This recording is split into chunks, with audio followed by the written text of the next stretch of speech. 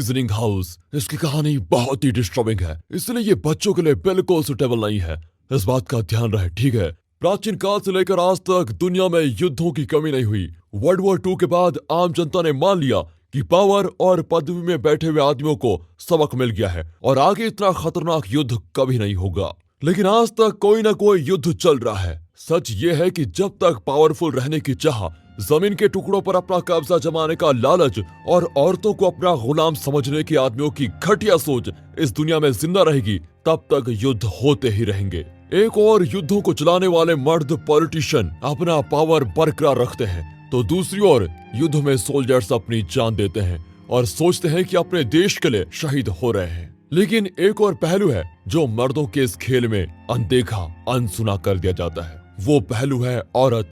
युद्ध होने पर औरतों के साथ क्या होता है, उनकी हालत क्या होती है, इस बारे में ज्यादा बात नहीं की जाती। युद्ध में आम लोगों का जीना मुश्किल तो होता ही है, लेकिन मर्दों के खेल में औरतों के कलेश इस मूवी में दिखाए गए हैं। इतनी पीड़ा और अपमान के बीच रह रही लड़कियों की कहानी है आज की मूवी, जिसमें एक लड़की बचकर निकल पाती है। अंत में क्या होता है जानने के लिए एंड तक जरूर देखिए। और दोबारा याद दिला दूं कि 18 से कम साल की उम्र के बच्चे इस मूवी से दूर ही रहें। बाकी दोस्तों, चैनल को सब्सक्राइब करने के साथ बेल आइकन को दबा दीजिए। यूट्यूब का नोटिफिकेशन ऑन रखें। इंस्टाग्राम और फेसबुक पे आप हमें फॉलो कर सकते हैं। अब चलते हैं मूवी के अंदर। मूवी की शुरुआत में गंदे कपड़े पहनी हुई एक लड़की दीवार के एक होल से बाहर निकलती है। इसका नाम है एंजल। इस जगह को विक्टर नाम का एक दलाल चलाता है। दरअसल युद्ध काल में सोल्जर्स जिस जगह अटैक करते हैं, वहाँ की कुछ लड़कियों को दिन दहाड़े उठा लाते हैं, और वो भी उनकी आंखों के सामने उनके परिवार को बेरहमी से शूट करने के बाद इन लड़कियों को वे विक्टर के पास छोड़ देते हैं और जब चाहा यहाँ आकर इनके साथ बलात्कार करते हैं। सोल्जर्स के अलावा विक्टर बाहर से भी कस्टमर्स को लाता है, जो इन लड़कियों को तब तक नहीं छोड़ते जब तक ये पुराने कपड़े की तरह फट नहीं जाती। और जब ये मर्द जानवर की तरह इनके शरीर को चीर कर चले जाते हैं, तो एंजल इन लड़कियों को साफ करती है, उनके घावों पर दवा लगाती है और कभी कभी उन्हें नशीले इंजेक्शन भी लगाती है ताकि उनका दर्द कम हो जाए। एक लड़की दर्द के मारे तड़प रही होती है और जोर से चिल्लाती है कि प्लीज मेरी मदद करो, मुझे छोड़ दो। पर एंजल के चेहरे पे कोई रिएक्शन नहीं होता, क्योंकि वो डीप म्यूट है। वो ना तो कुछ सुन सकती है और ना ही कुछ बोल सकती है। यहाँ जो सोल्जर्स आते हैं वे सिर्फ यौन संबंध के लिए नहीं आते, बल्कि लड़कियों को पूरी तरह पीटते हैं, जानवरों की तरह उनके शरीर को चीर कर रखते हैं और कभी कभी उन्हें काट कर भी रख लेते हैं। इसलिए दर्द बर्दाश्त नहीं होता और लड़कियां तड़प रही होती है। शुक्र है ये सीन यहाँ पर कट होता है और फ्लैशबैक में दिखाते हैं कि एंजल यहाँ पर आई कैसे। कुछ दिन पहले सोल्जर्स 6 लड़कियों को जबरदस्ती उठाकर विक्टर के पास लाए थे। उनमें से एंजल भी एक थी। विक्टर उन्हें बताता है कि आज से यही तुम लोगों का घर है और कभी बाहर निकलने या बचने के बारे में सोचना भी मत। तुम सब वही करोगी जो मैं कहूंगा।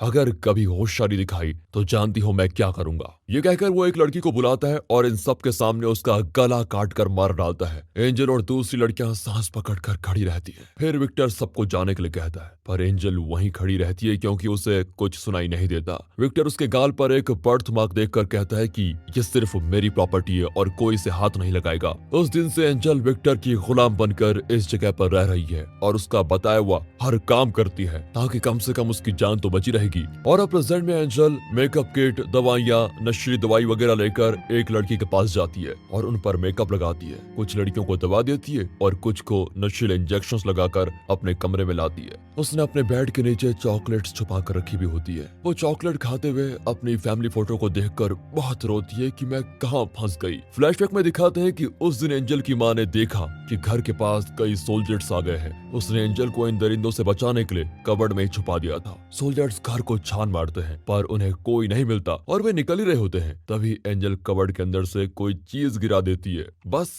ये आवाज को सुनकर सोल्जर्स कबर्ड खोलते हैं और उसे उठाकर बाहर ला जाते हैं। उस एरिया के सभी घरों से वे लड़कियों को उठा लेते हैं और बेरहमी से उनके परिवार वालों को गोली मार देते हैं। एंजल की माँ अपनी बेटी को बचाने के लिए चाकू उठा लेती है। आखिर एक माँ करती भी क्या, यही तो कर सकती थी। एक सोल्जर फिर तभी एंजल की माँ को शूट कर देता है और एंजल की दीदी का बलात्कार करते हुए उसे भी मार डालते हैं। उसके बाद वे एंजल को विक्टर के पास लाते हैं और अब प्रेजेंट में दिखाते हैं तो एंजल एक लड़की के कमरे में जाती है तो उसका पूरा शरीर खून में भीगा हुआ होता है। एंजल पास जाती है तो पता चलता है कि वो लड़की मर गई है, क्योंकि कल जिस आदमी ने इसको बलात्कार किया था उसने इसे इतना पीटा कि वो दर्द के मारे मर ही गई। एंजल विक्टर को ये बात बताती है, पर उससे क्या फर्क पड़ने वाला था। वो कहता है कि ऐसी जगहों पर ये सब नॉर्मल बातें हैं। ये कहकर वो उस लड़की की लाश को उठाकर बाहर फेंकने को कहता है, मानो वो इंसान नहीं कोई जानवर की लाश है। एंजल ये सब देखकर सह नहीं पाती, लेकिन वो कर भी क्या सकती थी। वो अपना काम करने लग जाती है। तभी सोल्जर्स कुछ और लड़कियों को पकड़ कर लाते हैं। एक लड़की बहुत बुरी हालत में होती है और दर्द के मारे तड़पती है। एंजल उसका दर्द कम करने के लिए नशे का इंजेक्शन लगाती है। बाहर से वे लोग चिल्लाते हैं कि उसे जल्दी तैयार करो, कस्टमर्स वेट कर रहे हैं। एंजल बाहर जा ही रही होती है तो वो लड़की साइन लैंग्वेज में एंजल को बाय कहती है। एंजल हैरान होती है कि ये साइन लैंग्वेज कैसे जानती है। और फ्लैशबैक में दिखाते हैं कि जब एंजल यहाँ नई नई आई थी तो विक्टर ने उससे उसका नाम पूछा था। एंजल चुप रही। फिर विक्टर ने रियलाइज किया कि ये बोल नहीं सकती। वो एंजल के गले में क्रॉस देखता है और उसका नाम एंजल रख देता है और उसी नाम से फिर उसे पुकारा भी जाता है। फिर वो एंजल को सिखाता है कि जब कस्टमर यहाँ कर इन लड़कियों के शरीर को चीर कर रखते हैं तो उनके घाव को कैसे क्लीन करना है, कैसे दवा और नशे का इंजेक्शन लगाना है। प्रेजेंट में एंजल उस लड़की के कमरे में जाती है जिसने साइन लैंग्वेज में एंजल को बाय कहा था। इस लड़की का नाम वान्या है। वो दर्द के मारे रो रही होती है। एंजल पूछती है कि तुमने साइन लैंग्वेज कहाँ सीखी। वो कहती है मेरे पापा डीफ म्यूट है, उन्हीं के लिए मैंने ये साइन लैंग्वेज सीखी है, पर अब वो जिंदा नहीं है। वान्या एंजल से पूछती है तुम अपनी फैमिली के बारे में बताओ। तभी एंजल फर्श पर हाथ रखकर फील करती है कि वाइब्रेशन हो रहा है। वो कहती है कोई आ रहा है, मुझे तुरंत जाना होगा। ये कहकर वो दीवार के एक छोटे से होल से निकल जाती है। एंजल को अपनी फैमिली की याद आती है। एंजल का पिता हमेशा एंजल की माँ से लड़ता ही रहता था। एक दिन वो एंजल की दीदी और उसकी माँ को छोड़कर चला गया। उसके बाद माँ ने ही इन दोनों लड़कियों को पाला था। ये सब सोचकर वो बहुत दुखी होती है। फिर वो होल से निकलकर वान्या से मिलने जाती है। वो पूछती है कि यहाँ से कैसे बचे। एंजल बताती है कि मेन डोर के अलावा और कोई रास्ता नहीं है बचने का और उसकी चाबी भी मेरे पास नहीं है। फिर एंजल उसे थोड़े चॉकलेट्स देती है जिसे वो बड़े चाव से खाती है। इस तरह दोनों बातें करने लगती हैं और दोनों की दोस्ती काफी अच्छी हो जाती है। एंजल पूछती है तुम्हारी माँ कहाँ पर है। वान्या भी बता देती है कि मुझे नहीं पता, लेकिन वो मुझे यहाँ से छुड़ाने के लिए जरूर एक दिन आएंगी। वैसे तुम्हारी माला काफी सुंदर है। अब एंजल को याद आता है कि ये उसकी माँ ने उसे पहनाई थी कि ये क्रॉस तुम्हारी रक्षा करेगा। इतने में फर्श पर फिर वाइब्रेशन होता है और एंजल जल्दी से होल में घुसकर उस कमरे से निकल जाती है। फिर सीधे वेंट के जरिए अपने कमरे में पहुंचती है। विक्टर को वेंट की आवाज आती है, लेकिन वो सीरियसली नहीं लेता। अगले दिन एंजल फिर वान्या के लिए चॉकलेट्स लेने जाती है, पर आज न जाने कितने कुत्तों ने उसे काटा था। वो बेचारी दर्द से मर रही होती है। वो भीख मांगती है कि मुझसे दर्द सहा नहीं जाता, प्लीज मुझे नशे का इंजेक्शन लगा दो। फिर कोई रास्ता न पाकर एंजल उसे इंजेक्शन लगा देती है। उसका दर्द अभी भी कम नहीं हुआ है। इतने में वो दरिंदा विक्टर एक और कमीने कस्टमर से पैसे लेकर उसे वान्या के कमरे में ले आता है। पूरा बिल्डिंग वान्या की चीख के नीचे दब जाता है। वो इतना चिल्लाती है कि मुझे छोड़ दो,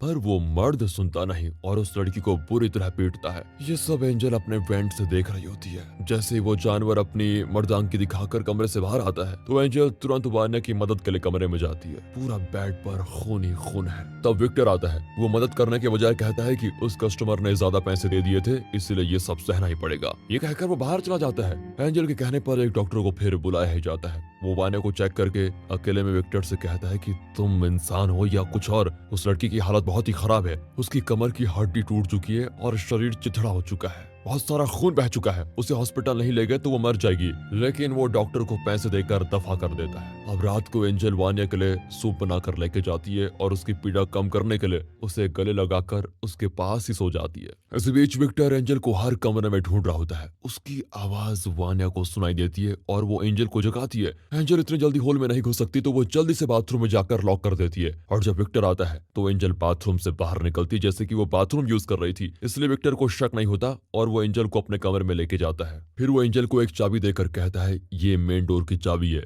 ये तुम रख लो, क्योंकि मुझे तुम पर पूरा भरोसा है कि तुम बचने की कोशिश नहीं करोगी। ये कहकर विक्टर एंजल के साथ वही करता है जो दूसरे कस्टमर्स यहाँ की बाकी लड़कियों के साथ करते हैं। अगली सुबह एंजल फिर वान्या को देखने जाती है। वान्या खून में पड़ी होती है और बड़बड़ाती है कि इसके बाद एक भी जानवर आया तो मैं सह नहीं पाऊंगी, प्लीज तुम अपने हाथों से मुझे मार डालो, मैं जीना नहीं चाहती। एंजल कहती है तुम्हें कुछ नहीं होगा, ये लो मेरी माँ की दी हुई माला, इसे पहन लो, ये तुम्हारी रक्षा करेगी। ये कहकर एंजल वान्या वान्या को अपनी माला पहना देती है। इतने में विक्टर उस लड़की के लिए अगला कस्टमर लेके आता है। उसे इस बात का लिहाज ही नहीं होता कि वान्या मरने की हालत में पड़ी हुई है। तभी दिखाते हैं तो गोरन नाम का एक कमांडर कुछ सोल्जर्स को लेकर वहां पर आता है। गोरन को देखते ही एंजल घबरा कर अपने कमरे में छिप जाती है। दरअसल गोरन ने ही एंजल की माँ को मार डाला था। उसके साथ इवाम नाम का एक और सोल्जर भी होता है। विक्टर उससे कहता है कि तुम्हारी पसंद की एक लड़की है, जाओ एंजॉय करो। उसके जाने के बाद गोरन विक्टर से कहता है कि यहाँ की सारी लड़कियों को मैं ही पकड़ कर लाया हूँ, लेकिन प्रॉफिट में तुम मुझे सिर्फ 40% ही देते हो और खुद 60% रख लेते हो। ये नहीं चलेगा, अब से मुझे 70% चाहिए। ये सुनकर विक्टर को गुस्सा आता है, पर वो चुपचाप मान जाता है। वहाँ इवान वान्या के साथ जो कर रहा होता है एंजल वेंट से देखती है। जब वो और बर्दाश्त नहीं कर पाती तो धीरे से वेंट से नीचे उतरकर एक नुकीली चीज को उठाकर इवान की रीढ़ में घुसा देती है। वो हाथ से उसे रोकने की कोशिश करता है तो उसके हाथ पे भी काट देती है। फिर वो एंजल को धक्का देने की कोशिश करता है, पर एंजल इवान के मुंह के अंदर चाकू घुसाकर घुमा देती है। इवान उठ भी नहीं पाता। अब एंजल वान्या को देखती है तो वो दर्द के मारे मर चुकी होती है। एंजल बहुत रोती है। इतने में इवान फिर उठ जाता है और एंजल पर हमला करने लगता है, लेकिन इस बार एंजल चाकू से उस पर बार बार वार करके उसकी कहानी खत्म कर देती है। इवान की चीख सुनकर विक्टर और बाकी लोग वहां पर पहुंचते हैं। अब इवान को मरा हुआ देखकर वे चारों ओर देखते हैं, लेकिन एंजल वेंट के जरिए बच निकली है। गोरेन चिढ़ जाता है कि मेरे आदमी की ये हालत किसने की। तभी वेंट से कोई आवाज आती है और वो गन लेकर हर तरफ चेक करते हैं। गोरेन विक्टर से पूछता है कि वो गूंगी लड़की कहाँ पर है। विक्टर कहता है पता नहीं। फिर गोरेन गुस्से में वहाँ की एक लड़की को मार डालता है और विक्टर को धमकाता है कि अगर वो नहीं मिली तो मैं यहाँ की सारी लड़कियों को मार डालूंगा।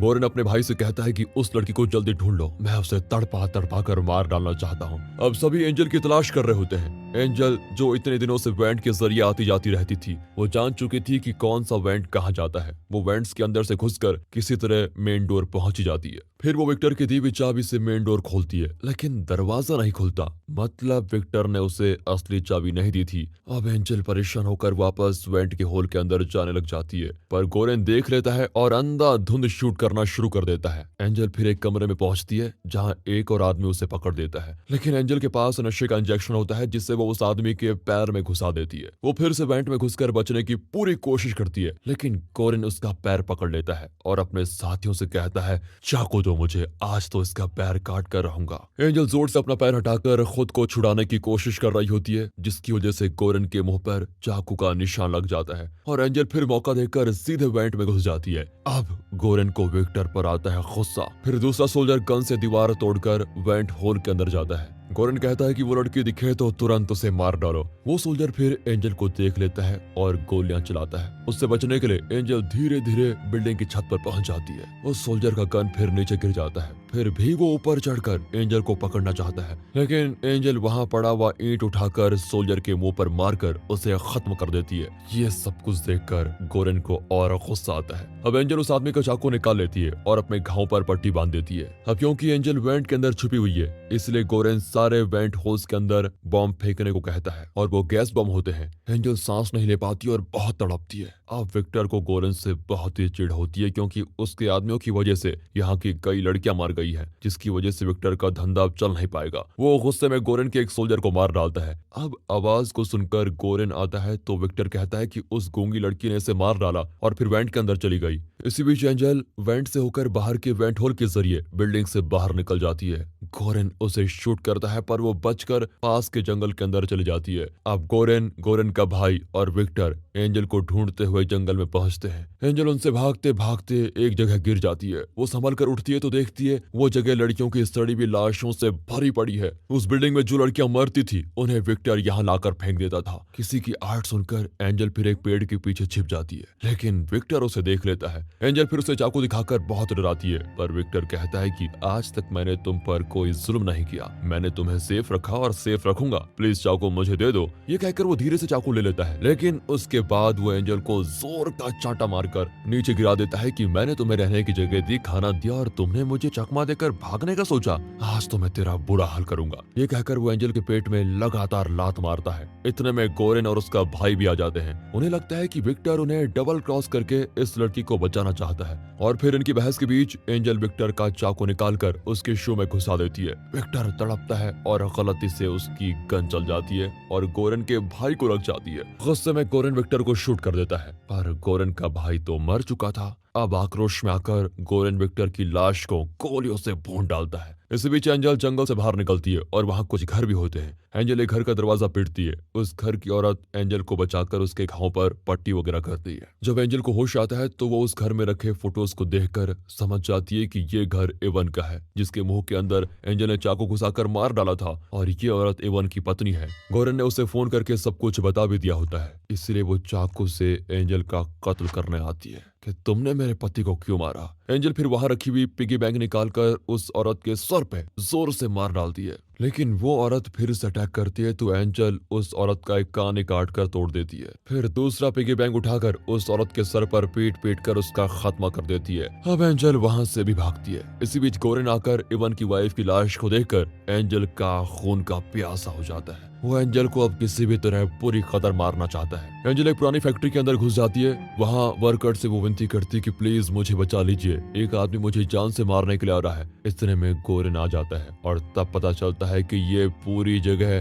गोरेन की है। वो सभी वर्कर्स को बाहर भेज देता है। अब एंजल को कोई और नहीं बचा सकता, उसे अपनी मदद खुद करनी पड़ेगी। उसे वेंट में रेंगकर आगे बढ़ने की आदत पड़ चुकी थी, तो वो इस बिल्डिंग का एग्जॉस्ट पाइप में घुस जाती है, जो कि बहुत ही छोटा होता है। गोरेन भी एग्जॉस्ट पाइप में घुसकर एंजल के पीछे पीछे आता है, पर एंजल तो छोटी है और बहुत दुबली पतली, इसलिए बड़ी आसानी से वो आगे निकल जाती है। ऊपर से उसे वेंट के अंदर रहने की आदत भी है, तो उसे ज्यादा दिक्कत नहीं होती। लेकिन गोरेन की बड़ी तोंद पाइप के अंदर एक जगह अटक जाती है। वो पाइप के बीचों बीच है। यहाँ से ना तो वो आगे बढ़ पाता है और ना नीचे जा पाता है। वो बिल्कुल फंस चुका है। इस बात को जानकर एंजल उसके पास आती है। अब गोरेन को मौत का दर्द जकड़ लेता है और एंजल से वो भीख मांगता है कि प्लीज मुझे बचा लो, मैं तुम्हें कुछ भी देने को तैयार हूँ। लेकिन एंजल को तो सुनाई देता ही नहीं। उसने गोरेन की आंखों में मौत का डर देख लिया होता है और वो जान जाती है कि ये मौत के डर से चिल्ला रहा है। अब वो गोरेन के मुंह पे वही करती है जो उसने उन लड़कियों के चेहरे पे किया था, मेकअप। एंजल अपने खून से गोरेन की लिपस्टिक लगाती है, फिर उसके गाल पर लाल लगाती है और उसके आईब्रोज बनाती है। फिर वो अपनी ड्रेस से थोड़ा